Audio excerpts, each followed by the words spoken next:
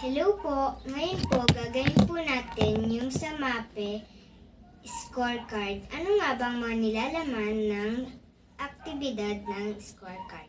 Ang mga nilalaman ng aktibidad ng scorecard ay ang sit and reach, push up, basic plank, at standing long jump. Ngayon po, bago natin simulan ang mga aktibidad na ito, kailangan po muna nating mag-warm up. Ang pinakaunang warm up ay ang inhale at exhale.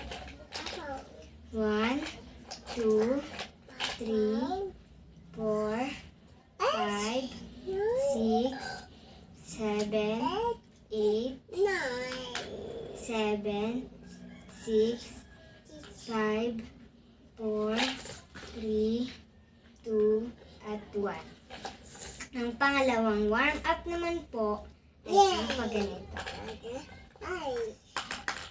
1, 2, 3, 4, 5, 6, 7, 8, 7, 6, 5, 4, 3, 2, 1. 1, 2, 3, 4, 5, 6, 7, 8, 7, 6, 5, 4, 3, 2, 1. Ang pangalawa naman po ay pagganito.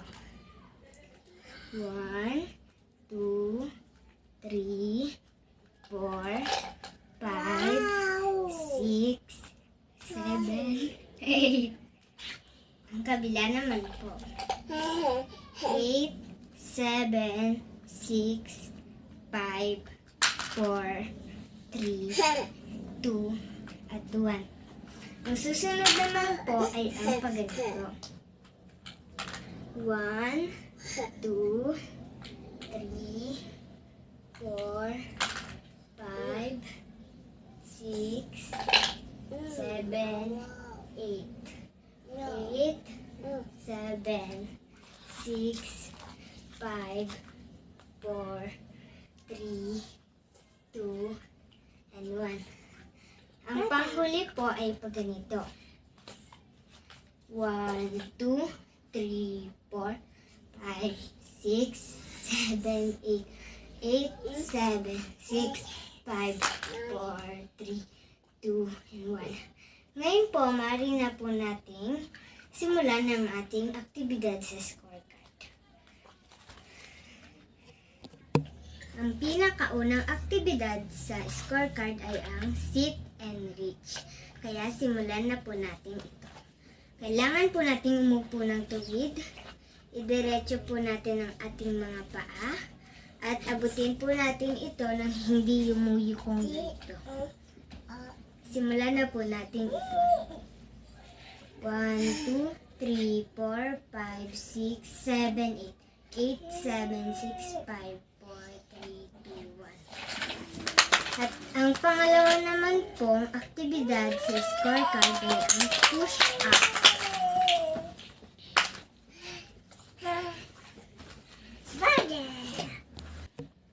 At hindi ko po talaga kaya ang push up. Kaya kahit isa lang po, ang mahalaga po ay may mapakita po ako na aktibidad tungkol dun sa push up.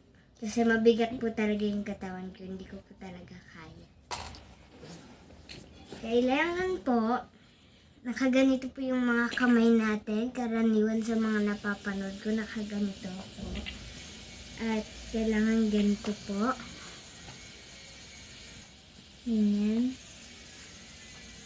1, 2, 3. Ganun po ang push up. At ang susunod naman po, ang aktibidad na ang aktibidad ay ang basic plank. Ganito po ang basic plank. Kailangan po natin ganito. Simulan na po natin. 1, 2, 3, 4, 5, 6, 7, 8. 8, 7, 6, 5, 4, 3, 2, 1. At ang susunod na aktibidad, ang pinakahuli ay ang standing long jump.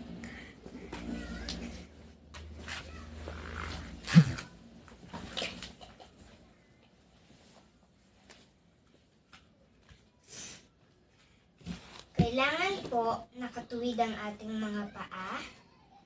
Magkadikit po at kailangan tumalon tayo hanggat sa makakaya natin.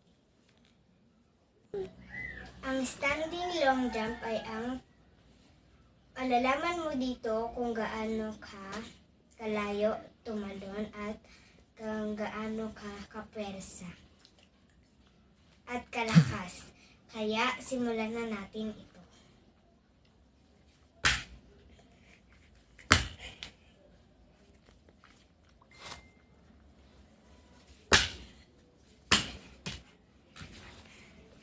Ngayon po, tapos na tayo sa mga aktibidad ng scorecard. Paalam po, hanggang sa muli. Bye!